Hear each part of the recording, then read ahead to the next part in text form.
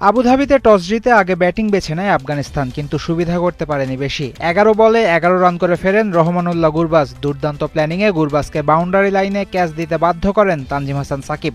পাওয়ার প্লের ভেতরই top order batter Sediqullah আতেলকে ফ্লাইটে বোকা বানিয়ে ক্যাচ বানান তানভীর ইসলাম।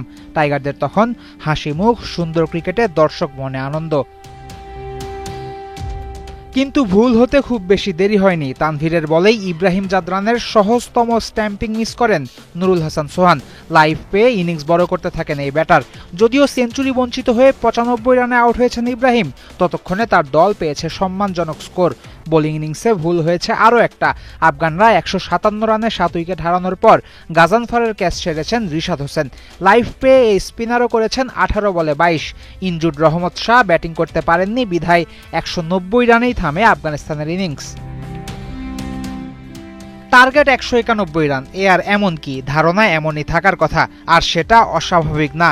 কিন্তু বর্তমান ওয়ানডে দলের কাছে স্বাভাবিক ঘটনা ঘটানোই যেন অস্বাভাবিক কাজ। রান তারায় ০ রানে প্রথম উইকেট হারায় বাংলাদেশ। তানজিদ তামিম ফেরেন ডাক মেরে। কাটা ঘায়ে নুনের ছেটা দিয়েছে নাজমুল হোসেন শান্তর রান আউট। পাওয়ার প্লেতে গেছে আরও একটা উইকেট। এক্সট্রা অ্যাগ্রেসিভ হতে গিয়ে সাইফ আউট হয়েছেন ২২ রানে। অলরাউন্ডার মেহেদী হাসান মিরাজের আছে এক অদ্ভুত রোগ। যেদিন বোলিং ভালো হয় সেদিন ব্যাটিংটা তার হয় না। এদিনও তার ব্যতিক্রম না। দলকে বিপদে ফেলে মিরাজ আউট হয়েছেন ৪ রান করে। দলের রান তখন ৫০, ৪ উইকেটে। ৭৯ রানে পড়েছে পঞ্চম উইকেট। দলের পক্ষে সর্বোচ্চ ২৪ রান করে ড্রেসিং রুমে গেছেন তাওহিদ হৃদয়। জিততে তখন বাংলাদেশের লাগে ১১২ রান। একজন ব্যাটার ৫০ করলেও তো বেরিয়ে আসার কথা ম্যাচ। কিন্তু কে জানতো এক ভয়াবহ ঘূর্ণিঝড় অপেক্ষা করছে তখনও। ৯৯ থেকে ১০১ রানে ৪ উইকেট হারায় বাংলাদেশ। সুযোগের অপেক্ষায় থাকা সোহান সুযোগ পেলেন ঠিকই, কিন্তু কাণ্ডজ্ঞানহীন শটে আউট হয়েছেন।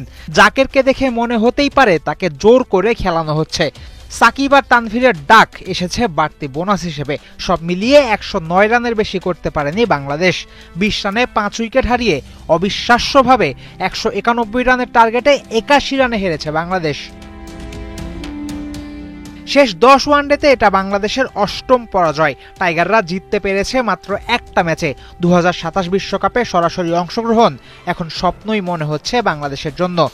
অবশ্য একটা প্রশ্নও থাকবে, এই পারফরম্যান্স নিয়ে কোনো দল সরাসরি বিশ্বকাপ খেলা কি ডিজার্ভ করে? ফয়সাল হাবিব, ৭১।